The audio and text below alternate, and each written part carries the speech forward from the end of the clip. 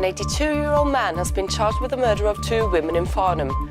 Southampton Allergy and Asthma Research Centre has been named Best in the World. And Sparsholt College has bred a rare tenric species against the odds.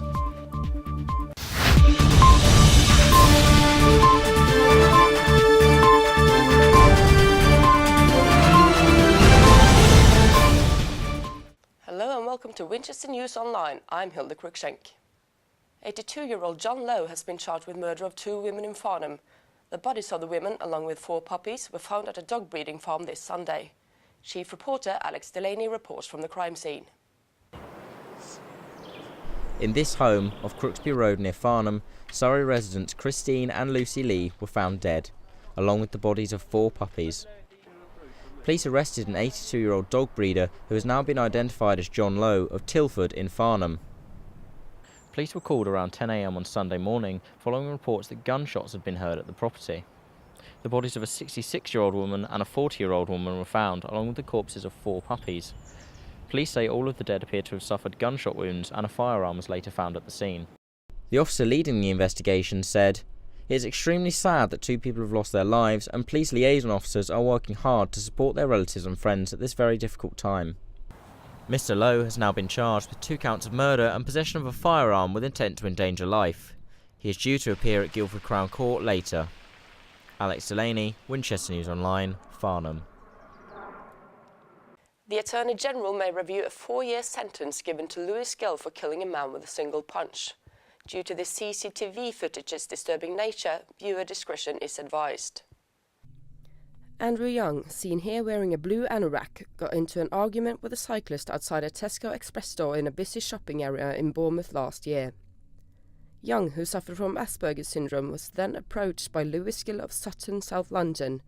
Gill then proceeded to punch Young in the face, causing him to fall backwards into the road. Young was rushed to hospital but died the next day. A new recycling plant in Eversley is set to reduce the amount of landfill in the area, allowing up to 98% of all waste to be recycled. However, residents are concerned about the increase in HGV traffic through their village. Environment correspondent Laura Allen reports.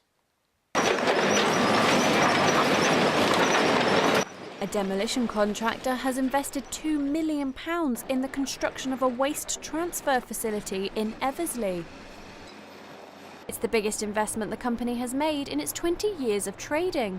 The centre will house the latest machinery, and the waste being processed indoors will reduce noise and dust pollution.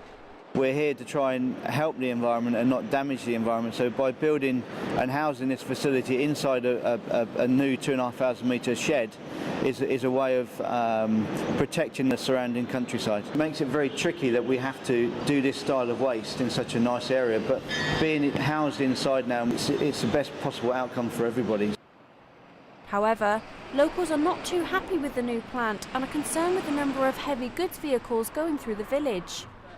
People here who walk their children to school, they are worried about the impact of the heavy vehicles on their lives, and it makes it very difficult for people to simply cross the road or carry out day-to-day things like going down to the shop or whatever because of the number of heavy lorries.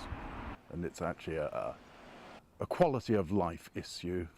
Our collard has also received planning permission from Hampshire County Council for an additional site, focusing on washing aggregate. Developments will start later this year. Laura Allen, Winchester News Online, Eversley.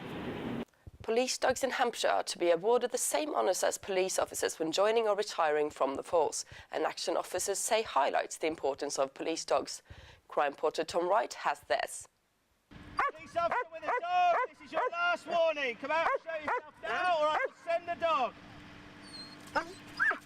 Roxy is 6 years old and her partner says she is a vital member of the police family. This is why. Roxy catches suspects that police officers can't. And this is what happens if you don't listen to her.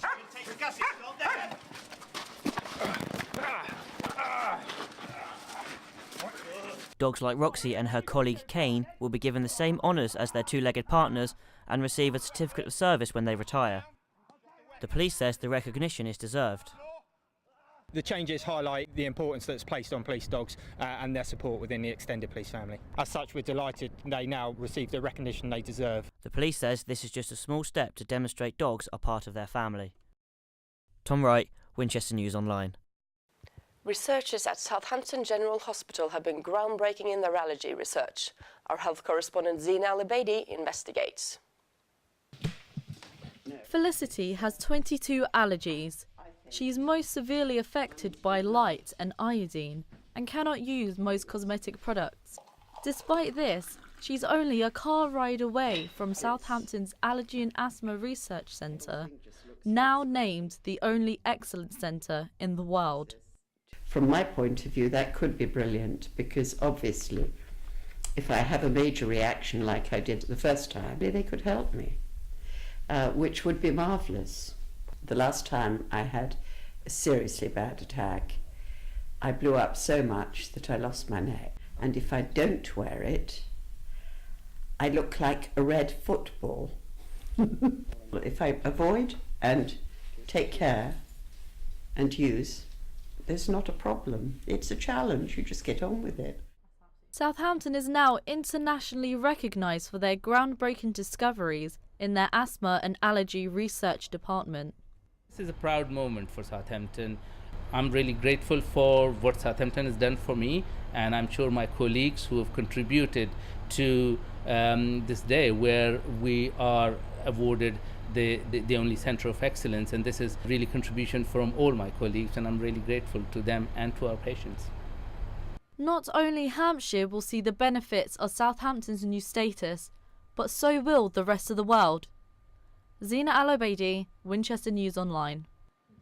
The South Parade Pier, once a vibrant seaside landmark, has seen a decline in recent years, with businesses closing down and the pier itself in need of repair.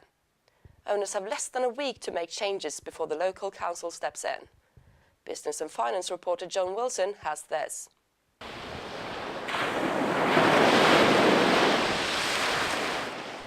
Southsea Pier, closed since 2012 and battered by the recent bad weather, finds itself at the centre of another storm and in need of support. The owners must quickly make the Grade 2 listed building safe, or the council will. Portsmouth City Council plans to recoup any costs or acquire the pier with a view to sell it on. But with a multi-million-pound price tag, who is interested in turning the lights back on? I've been talking to two potential owners of the pier, both of whom want to invest in it, both of whom want to make it a pier again with public access and things happening on it, both of whom think they can make this work as a business. Owners Fred Nash and Dawn Randall were not available for comment. However, Miss Randall has been reported as saying Hampshire's last Victorian pleasure pier has been sold. That would disappoint one local who is concerned about public safety, but optimistic his dream of acquiring the pier will come true. I visualise thousands of local people here for a fantastic party, a real celebration, a community celebration, and there's going to be fireworks and there's going to be a concert and it's going to be fantastic. The future of this historic landmark remains uncertain. However, one thing is for sure, that if it's returned to its former glories, someone will have to shell out a lot of money. John Wilson, Winchester News Online, Southsea. In sports, Southampton snowboarder Billy Morgan's success in the Sochi Olympics has inspired an increase in use of the local facilities. Ravina Gatora reports. Southampton's Billy Morgan was the first snowboarder in the world to land a triple backside rodeo.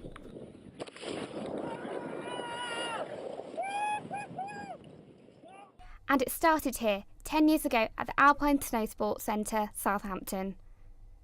Billy's profile has obviously gone through the roof in the last year or so, ever since he did the triple rodeo that went viral on YouTube, and people like the fact that they're on the same turf that he used to train on, and so people get a bit starstruck by it. So yeah, it's really good that he's associated with the slope. Last year, these ski slopes were virtually empty, but since the success of Jenny Jones and Southampton's Billy Morgan in this year's Winter Olympics, people are eager to get on these slopes and give it a go. This year it's absolutely skyrocketed. We've had bookings through the roof, we've had to put more sessions on, double up on sessions, get more instructors in, it's been crazy. Billy narrowly missed out on a medal in Sochi, but his chances at the US Open look promising. Ravina Gatora, Winchester News Online, Southampton. In football, Tottenham played St Neots this weekend. Joe Rutherford has the action.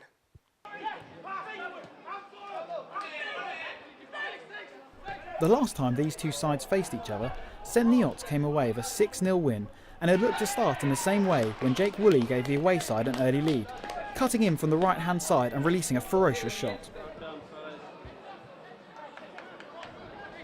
Tottenham responded well and were awarded a penalty when Harrison Gilks ran at the heart of the St Neots defence and was subsequently brought down by Ben Farrell.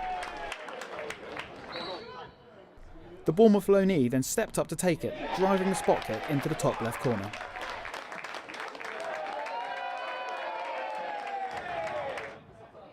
Minutes later, Lewis Hillard's deflected shot fell to Simon Thomas, who was able to simply pass the ball across goal to Shane Tolley for an easy tap-in. Tottenham's hard work was undone by some slack defending, leaving Tolley completely unmarked at the back post.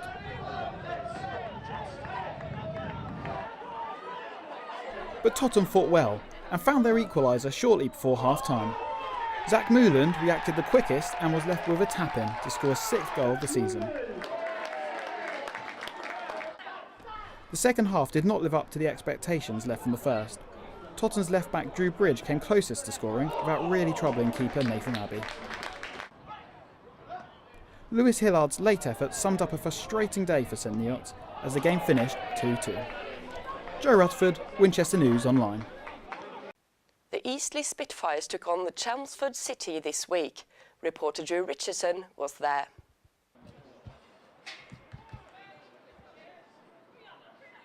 Eastleigh took immediate control against Chelmsford City and almost gained an early lead when Chris Dillon's header was tipped onto the bar.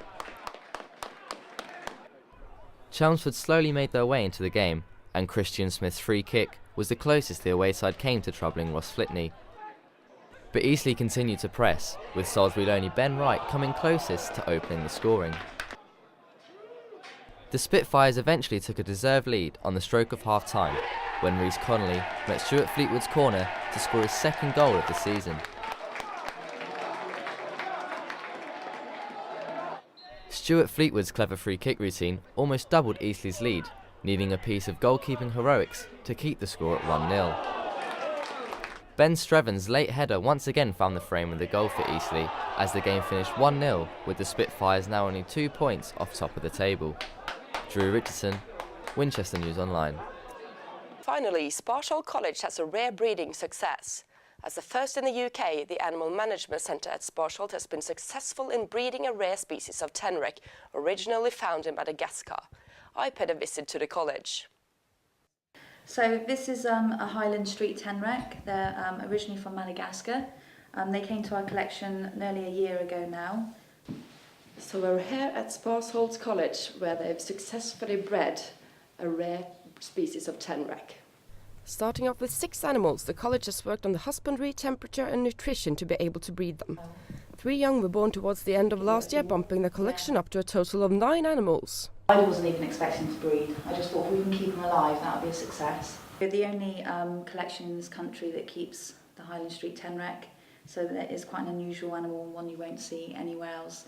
There's actually only one other zoological collection in the world that keeps this species currently. Students and instructors will continue to work at developing a good breeding environment for the tenacious tenrecs to increase the number of animals and possibly start a breeding program in the UK. That's all for this week. For more award-winning news, sports and features, log on to winol.co.uk. Goodbye.